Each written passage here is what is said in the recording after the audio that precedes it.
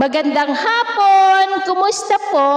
Narito po ulit ang update natin para sa lagay ng ating panahon.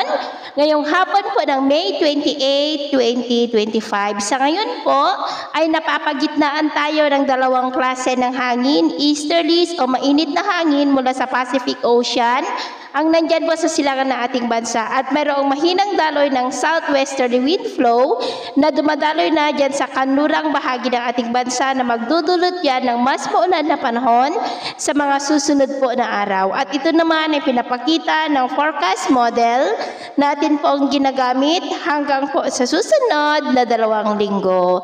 At sa lagay ng ating panahon, ngayong hapon po ay nakakaranas ng maulap na kalangitan with isolated rains ang Ilocos Region, Cordillera, northwestern part ng Cagayan, Central Luzon, lalo na po sa may western section, ilang bahagi ng Metro Manila, Calabarzon, Mimaroc, Camarines Provinces, Legazpi, Catanduanes, Sorsogon, Northern Samar, Leyte, ilang bahagi ng Central Visayas, Negros, Aklan, Antique, at malaking bahagi po ng Mindanao. At mamayang gabi may tsansa pa rin ng mga isolated rains, lalo na po sa ilang bahagi ng Northern Luzon, Central Luzon, Metro Manila, ilang bahagi ng Southern Luzon, Kabisayaan at Mindanao. Kaya mag-ingat po tayo dahil posible ang mga banta ng mga pagbaha at pagguho ng lupa, lalo na at posible ang malalakas na ulan dyan po sa may western section ng Luzon.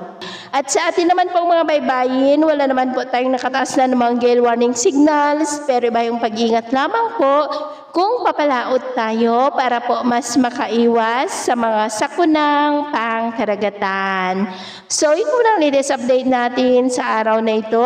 Pumili si James na nagsasabing sa kahit na pagsubok po na darating sa ating buhay, huwag po tayong mawawalan ng pag-asa. Thank you and God bless!